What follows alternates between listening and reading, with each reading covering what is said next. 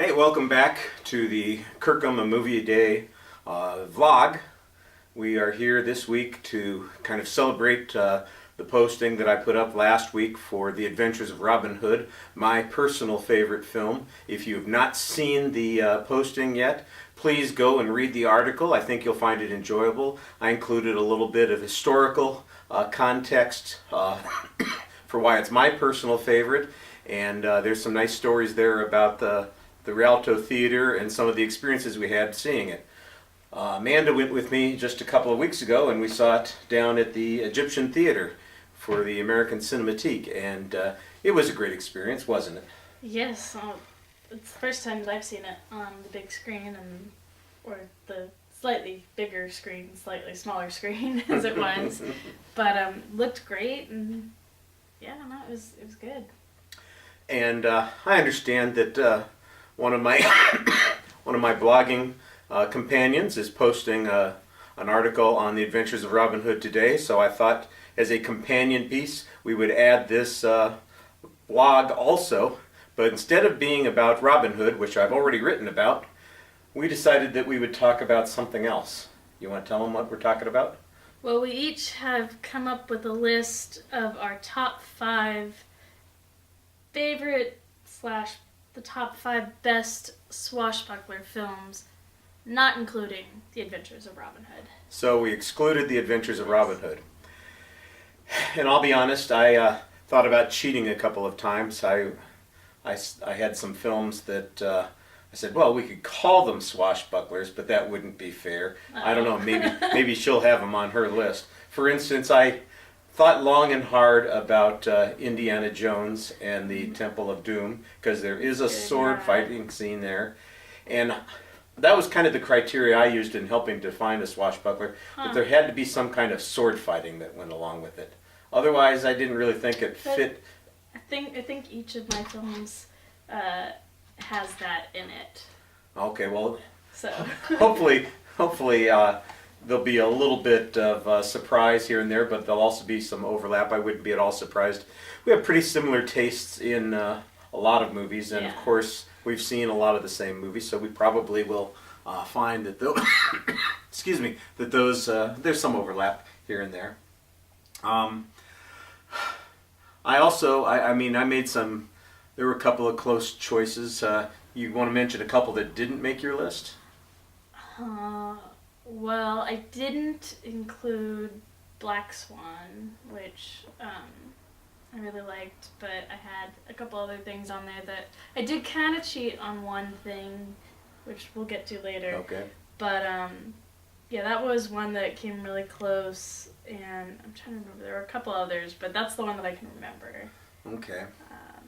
The one that came the closest for me that just missed the list was Pirates of the Caribbean, the Black Pearl.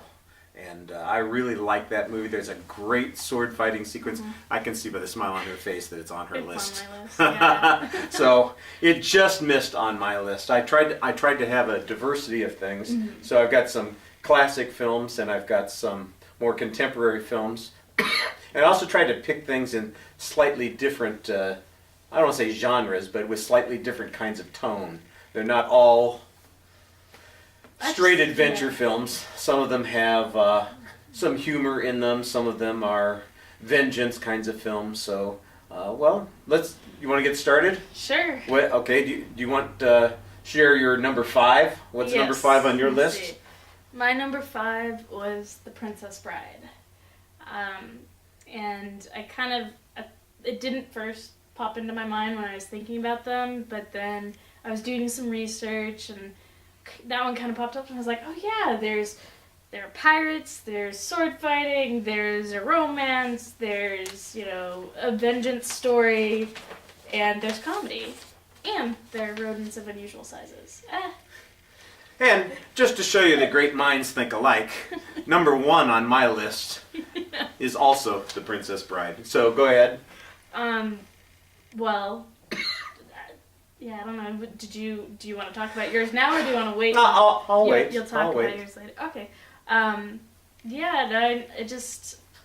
What I really like about it is that it's a story within a story, And I like that the two stories are, I mean, the grandfather telling the story to the grandson is just such a great setup, and such a, I mean, in itself could be its own great film and great story. And then the fact that he's sharing this beloved story with, you know, the next generation is also kind of cool. And I like that it kind of has everything. And I keep trying to get my friends to watch it because they keep telling me. Your friends have not seen The Princess Bride? Some of them have, some of them haven't, and you know, they really like a lot of the fantasy stuff and a lot of the adventure stuff. And I keep trying. One of these days, I'm just gonna say, okay, we're putting it in. You guys are gonna watch it. Well, I already know that people are not allowed in the house if they haven't seen Jaws. Yes. So this will be the next thing on the list. They're not allowed in the house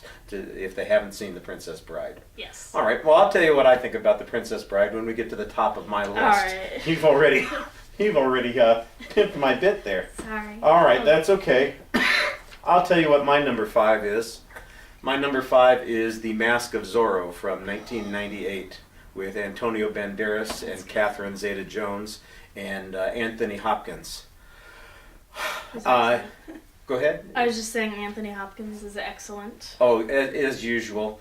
I'll tell you, this is one of those stories where, you know, the original Zorro is played by Anthony Hopkins, and then of course he's in prison for years, and he manages to escape. I think he uses pretty much the same technique that's used in another one of the movies that actually made my list. We'll talk about this a little bit later also, so I'll save that for the moment.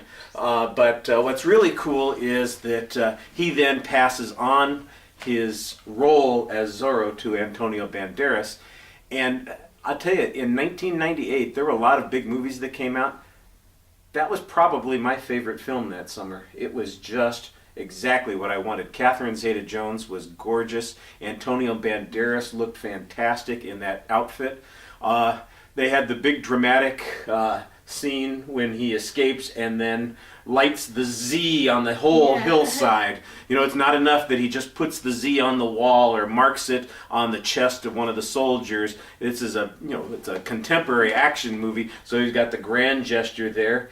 It's got an interesting plot there. You loathe the villain. Oh, yeah. Yeah, I thought the story was very clever about the way the villain had taken over his position as father. And I also like, it kind of has a similar theme that The Princess Bride does with the older generation and the younger generation teaching each other. Okay. And I know that I've seen some of the other Zorro films, but that's the one that I remember the most. And I love The Mark of Zorro with Tyrone Power. You know, that's great. It didn't make my list because I figured one Zorro film, and The Mask of Zorro was. I'll tell you what, if anything pushes it over the limit, you know, it's not just Anthony Hopkins. It's Catherine Zeta-Jones, because she does a little sword fighting too, and she looks great. And they have that fantastic little sexual byplay where Zorro and she get into the sword fight in the stable, and that was quite good. And there's a little bit of humor, and L.Q. Jones is in it. We've talked about him a couple of times. I keep reminding Amanda he worked with Strother several times, and they were good buddies. So to me, it was exactly what I would look for in a contemporary swashbuckler kind of film. Yeah, I agree. All right. So what's your number 4? Well, my number 4 is Pirates of the Caribbean: The Curse of the Black Pearl.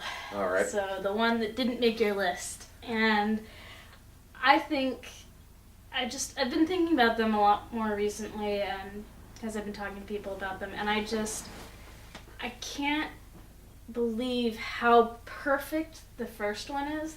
And the other ones are all, they're enjoyable for what they are, but they're not near the perfection of the first one. And, I mean, you have Johnny Depp in probably his perfect role. I mean, I think that Jack Sparrow, they did 3 other movies with him in it. And you've got that great sword fight that you talked about before, or that you mentioned before. And there are actually a couple of the great, the one at the end, of course, with Jeffrey Rush is pretty Oh, good. yeah. But the one I'm thinking of is the one with Orlando Bloom in the, In the blacksmith shop. exactly. Yeah. Very clever, very well done. I really like that. And I'll tell you what, the other thing that almost put it on my list, pirate skeletons. Yes. Oh, that. I mean, they just, like I said, I remember seeing the teaser for the movie, and it's just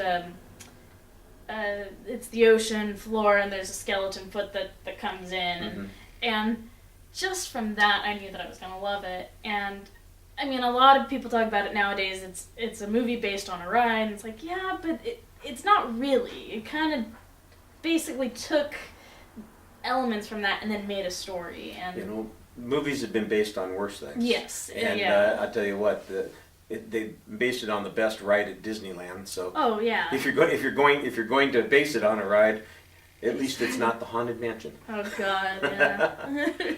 All right. So, and it absolutely got pushed onto my list because of Keira Knightley. Love Keira Knightley, and The sexiest tomboy The beanpole beanpole. on the planet. Yep. Yes, yes. Well, we've heard that one before. All right. Well, my number 4 is a personal favorite of yours. I don't know if it made your list or not.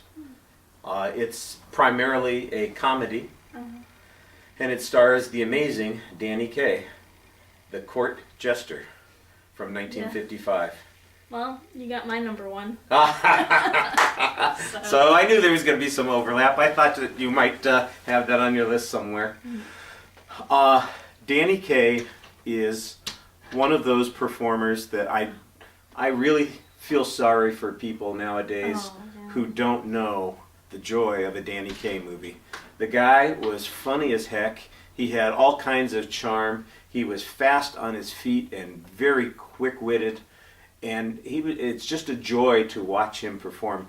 And it's a musical, comedy, romance, swashbuckler. And there is a great takeoff on the fight with between Errol Flynn and Basil Rathbone from Robin Hood. Yeah. They do a takeoff on that fight in the Court Jester, where Danny Kaye's character can only fight because he is kind of hypnotized into believing he's the greatest with the blade. Yes. And every time he snaps his fingers, of course, he loses the ability, and so it goes from being a fantastic sword fight to being hysterical to back to being a fantastic sword fight over and over again. It's very clever. And of course, it contains the greatest sequence of lines in the world. Are you talking about the vessel with the pestle? No, I'm talking about the pellet with poison. Or It's the in the vessel. The flagon with the dragon? Flagon with the dragon. Chalice from the palace. All 3 of them. It gets a little confusing. Those of you who don't know what we're talking about, we're not going to spoil it for you. You have that to look forward to. Anything you want to add about the Court Jester, since it's... you want to wait until... I'll wait until we get to That my makes number perfect 1. sense. Yeah. Maybe I should go next then and tell you what's number 3 on my list. We'll trade off a little bit here. Yes. Okay. Number 3 on my list is probably the greatest revenge story ever written. It's The Count of Monte Cristo. And I picked... There are 2 versions that I really love. There's a great TV movie made with Richard Chamberlain back in the 1970s that was excellent. But I like the one with Jim Caviezel from 2002. And it's also got Guy Pearce in it. And Richard Harris. And Richard Harris. Oh my gosh, Yeah. yes. And Luis Guzman. And it's just full of great characters, a terrific set of sword fights. And it's the injustice that Edmond Dantes goes through and the pain that he feels being separated. I read the original Count of Monte Cristo earlier this year. In fact, it was the first thing that I downloaded. It was free on my Kindle that I got at Christmas time, and I read it, and it's just such an amazing story. And of course, they change a little bit here and there. I like the changes that they make in the movie. There are a couple of surprise sorts of changes. I think they work pretty well. And of course, you're seeking vengeance. You have incredible wealth that you get. There are, again, pirates, swordplay. You have a villain that you just loathe and you can't wait. And actually you have multiple villains because you get so many people that Dante's gets his vengeance on. And the Count, of course, is just this great character who seems so suave and so sophisticated, and he seems so benevolent at first, and he twists in the knife when he comes back, and I really liked the sword fights too. So what do you think? Well, I agree with everything that you've said. It didn't come up in my thought process, but now that we're talking about it, I wish that it had. It's actually a film that I haven't seen in a while that I think now I need to go back and watch, because every time I think about it, it's like, I really liked that. I should go watch it again. And to kind of just add on to, the evidence that it's a great story, one of the TV shows that I watch is based on the Count of Monte Cristo, Revenge. And it takes a twist with having a female lead. But watching that, I'm remembering things from the Count of Monte Cristo. I haven't read the book, and I haven't seen the earlier TV movie, but, I mean, how can you go wrong with Guy Pearce as your villain, and Richard Harris as the kind of wise, older mentor guy, and Jim Caviezel is great, too. He's one of those guys who, every time I like him in the movies that I see, and I like the movies too. But I kind of forget, that I like him until I see it, and then it's like, oh yeah, he's actually really good. Yeah. Another film that could kind of fit in this category, although it's a little strange, it has Jim Caviezel in it, is Outlander. Which I have not seen. Okay. Which is kind of a science fiction Viking story.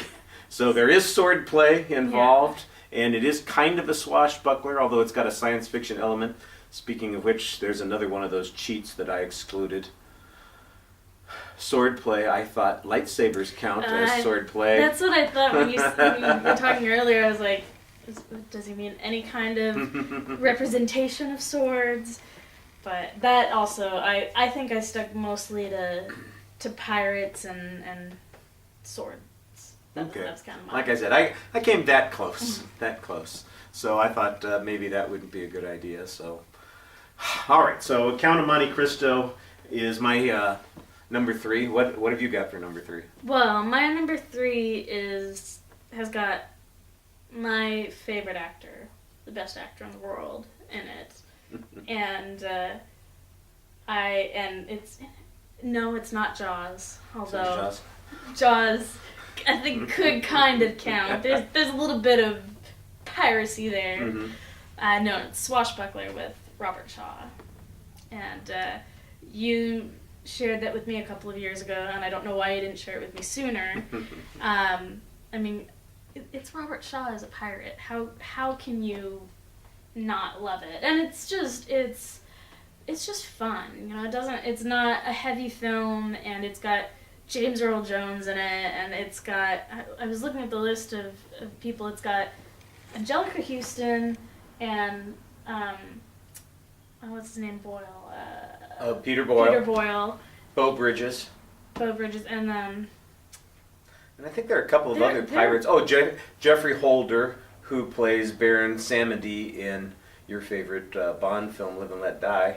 He's my favorite Roger Moore. Roger, excuse me. Because there is a Bond film with Robert Shaw in Yes, it. That's right. I apologize. I forgot about that. But yes, that was the other person that I recognized. And so it's got a great cast, and it's just fun. I think that swashbuckler / adventure films are inherently supposed to be fun. I mean, you talked about the Nazca Zorro just being a good modern day action film that has elements of a swashbuckler in it, and so I think that's why it was so high up on my list. Tell your story about Spielberg wanting to do the movie. Yeah. This is a great story. So when I was at SC, I took a class called The Style of Spielberg, and it's you watch a bunch of his films and you read interviews and it's really interesting.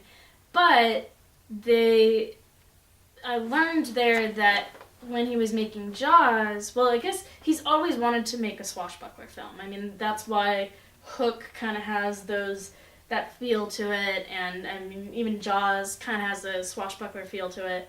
And he always wanted to make a swashbuckler film, and when he was filming Jaws, he realized that he wanted to make a swashbuckler film with Robert Shaw.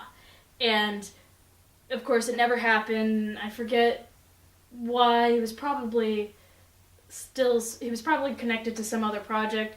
And in the meantime, the next film that Robert Shaw went and did was Swashbuckler, which was a pirate film, starring him. And so I think it's just interesting that Spielberg really wanted to do that with him. Didn't get to do it. In fact, the next movie that he went and made was exactly what he wanted to make. Yeah. Swashbuckler. I like Swashbuckler a lot. It's very entertaining. I think you have to be a little tolerant of it because it's kind of creaky and it doesn't always work. But it has so many things in it that, let's face it, Robert Shaw is a pirate. Yeah. That's perfect. James Earl Jones is his buddy. That's excellent. Mm-hmm. They needed a little bit more of that buddy kind of story in it. I like Beau Bridges as an actor, but he overplays the stupid lieutenant character a little bit. And Peter Boyle, I think, is a good actor, but he feels really a little miscast in this. Mm-hmm. Although he plays evil pretty well, but he just seems like he's so different from the way everybody else is in the movie that it's a little odd. But that doesn't mean I don't like it. Yeah, I do like it. I definitely think that there's a little bit of a bias there for me. I mean, pretty much if you put Robert Shaw in anything, I'm gonna like it, and God, if he were still alive and Terrence Malick made a film with Robert Shaw starring in it, I would probably still like it. We might even get to see a Terrence Malick film. We're not Malick fans, as you will probably discover if you read on the other site. Okay. So that was my number 3. Do you want to do your number 2? Yeah, I can do my number 2. My number 2 is almost a cheat. I picked Captain Blood with Errol Flynn. Well, I cheated. You cheated? Yeah. My number 2 is 2 films. Oh, well, you cheated more than I did. I cheated. I really cheated. I did the Seahawk and Captain Blood. Oh, okay. Because I figured, I wasn't sure if we were excluding Errol Flynn. I was like, you know what? They're both so good, and I don't think that it would be fair to bump something else off the list, and I was like, I'm just gonna do it, and if I get yelled at, well, I get yelled at. That's okay. I won't yell at you, and I could understand why you'd do that. So we actually both have Captain Blood as number 2, yes. Plus you've got the Seahawk going along. So Captain Blood, of course, is Errol Flynn's first big film. It's the movie that made him a star, that set him up to take over the Adventures of Robin Hood when James Cagney, who I still don't understand why they thought that would be a good idea, but he was their big star at the time. When James Cagney was bumped out of the film because of his contractual issues that he was having with Warner Brothers at the time. And Flynn, of course, was perfect casting. And you knew he was perfect casting because he'd already played a swashbuckler type character. He's an unjustly convicted English doctor who falls in love in Jamaica with the niece of the governor there, and he's basically a slave for her. And there's piracy. There's You've so got many sword elements fights there that are just so, like you said, kind of perfect for setting him up for the next role. Mm-hmm. This would be the second film on my list that has Basil Rathbone as the villain, or at least one of the villains.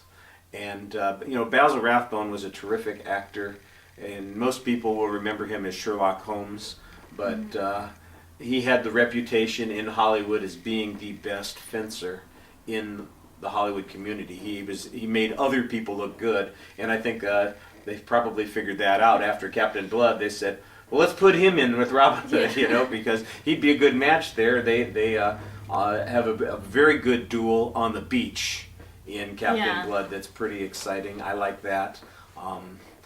You know, and of course, it's Captain Blood is the first pairing, I think, of Olivia de Havilland and Errol Flynn. They made 8 movies together, and you can just see how well they belong together in movies. And it was, and that's why.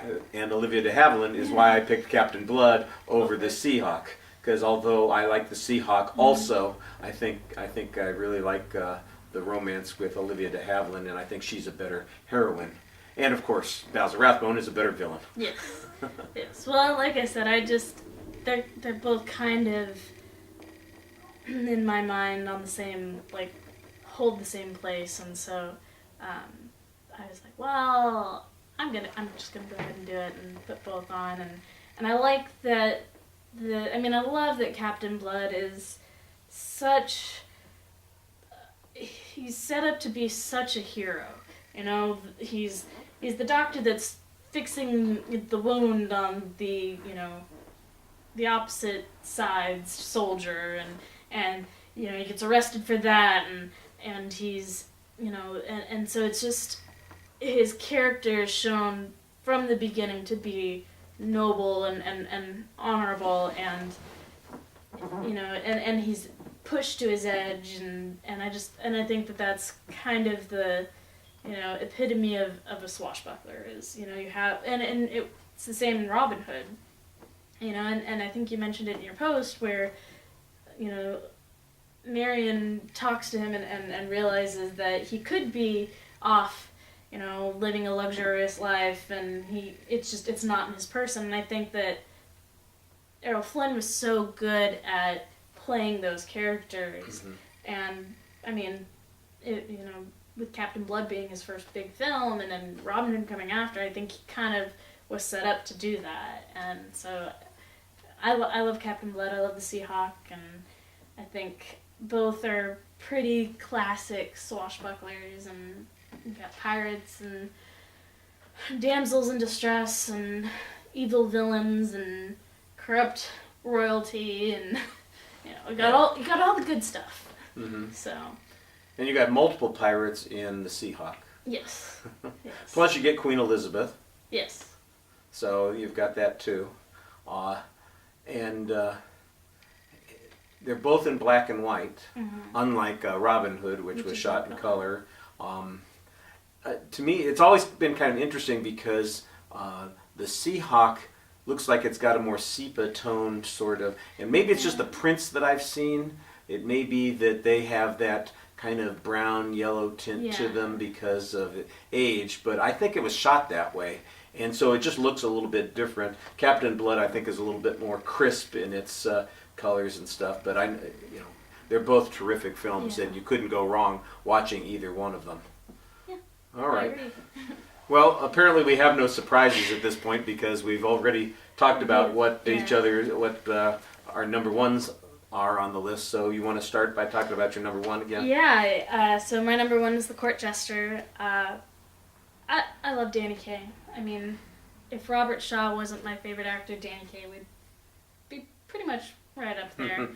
And there are so many movies that I watch now. Like, I mean, watching, for example, White Christmas at Christmas time, and like you were saying earlier, people nowadays who haven't been exposed to him as, you know, as an actor, and I think that's sad because even, you know, something like White Christmas, he just has the ability to make something that's kind of a charming idea wonderfully hilarious and wonderfully charming, and I think having him in The Court Jester just do his thing, and I mean, you get the Never Outfox the Fox song, and you get the whole sword fight where he's going back and forth between being the best swordsman ever and being the buffoon that he is, and you know, you have the whole sequence where he's being knighted.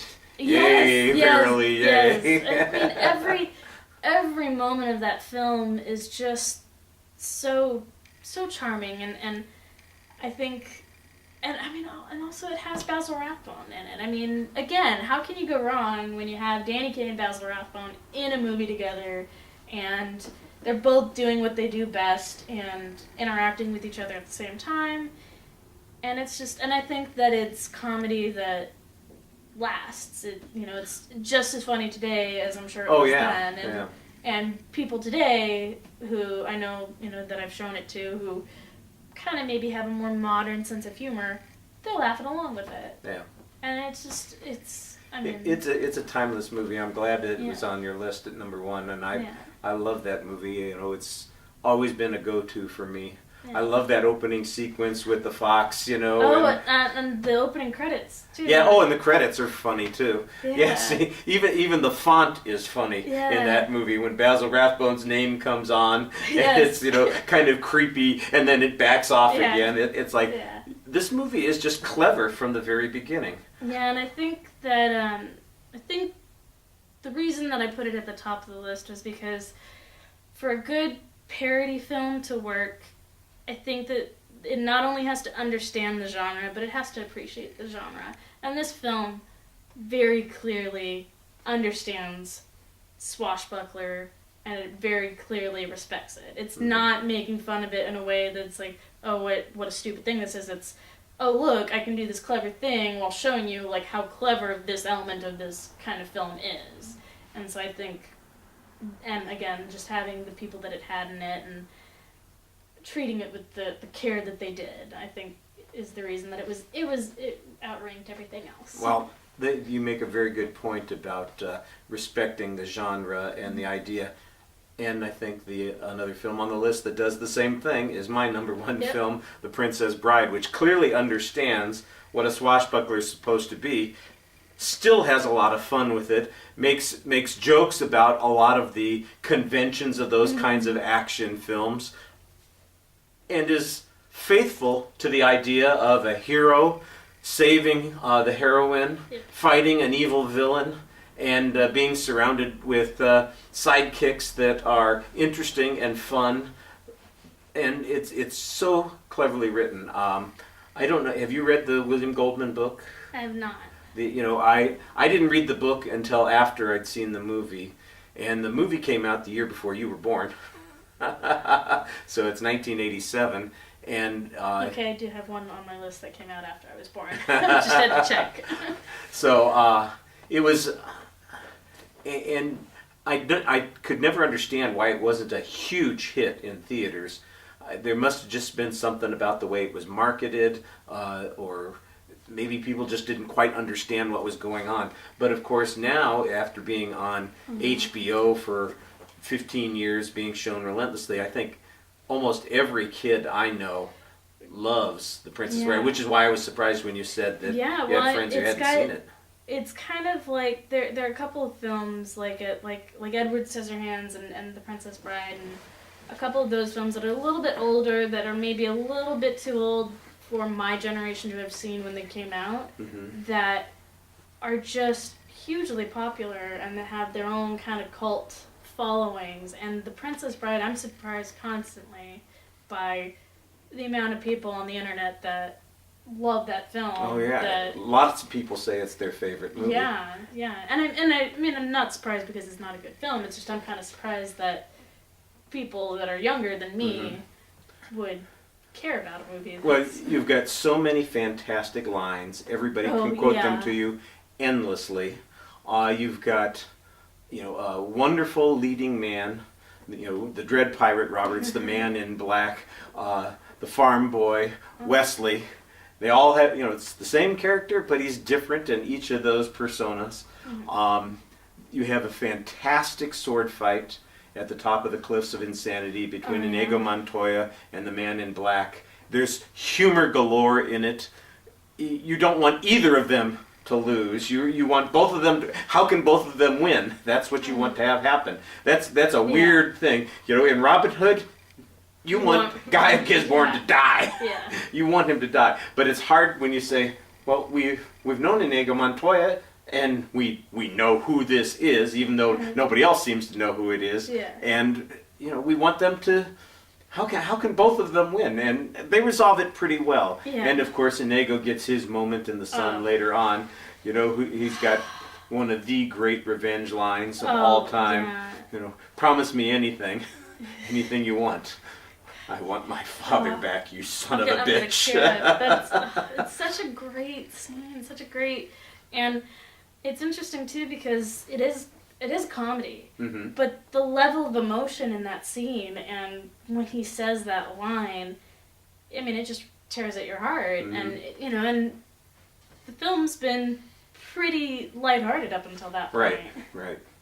Well, and you have that sequence with Billy Crystal as Miracle Max, and and it's just so weird because it's like, what the heck is going on here? Because the tone is so different, but it's funny, and it's got that kind of Catskills sort of humor being thrown together, and it still works. It still works. Yeah. And Andre the Giant, who is kind of a sad figure. He didn't live much longer after that, and he could hardly move, but he was terrific in that part, and he was just sweet as could be. And it's just kind of an interesting sort of thing. And another villain that you hate, two villains that you hate. So it's just, and the movie looks spectacular. I know that a lot of people, they see the old special effects and they kind of look at them and go, well, that looks so fake, climbing up the cliffs of insanity or looking at the rodents of unusual. You know what? That's part of the charm there, that it is a fantasy. And like you said, the whole thing about the grandfather reading the story and the payoff line at the very end, after it gets set up in the beginning of the story with the farm boy and Buttercup, and then you get the payoff line at the end of the movie with the grandfather and his grandson.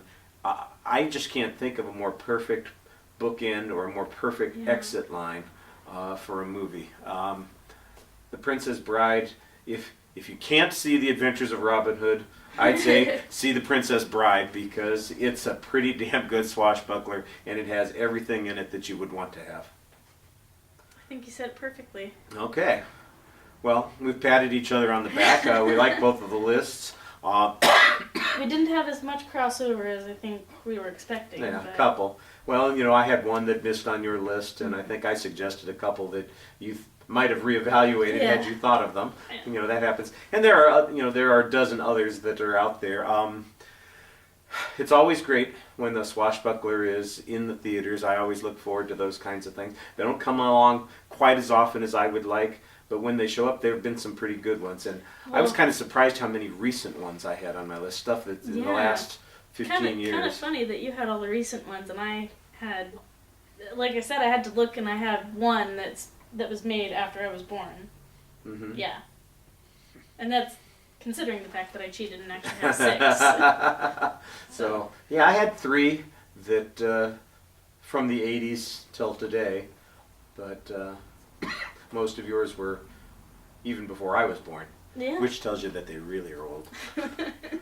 All right, well, I've enjoyed visiting with you about these. I've enjoyed, these movies are great. I hope that those of you who stuck with us throughout this enjoyed the visit. And if you have time, feel free to offer some comments. We'd love to see a list of your own, what kinds of swashbuckler films you like. Of course, at the top of your list, if you don't have The Adventures of Robin Hood, we excluded it from our list because of the other post, but you absolutely need to include it. If you don't have it at the top of the list, expect to be yelled at online. Yes. All right? Well, thanks very much for coming by, and be sure to check out my blog post on The Adventures of Robin Hood. And like I said, I think today, Fogue's Movie Reviews is going to have a post on The Adventures of Robin Hood as well. And make sure you check that one out. Thank you much. Bye.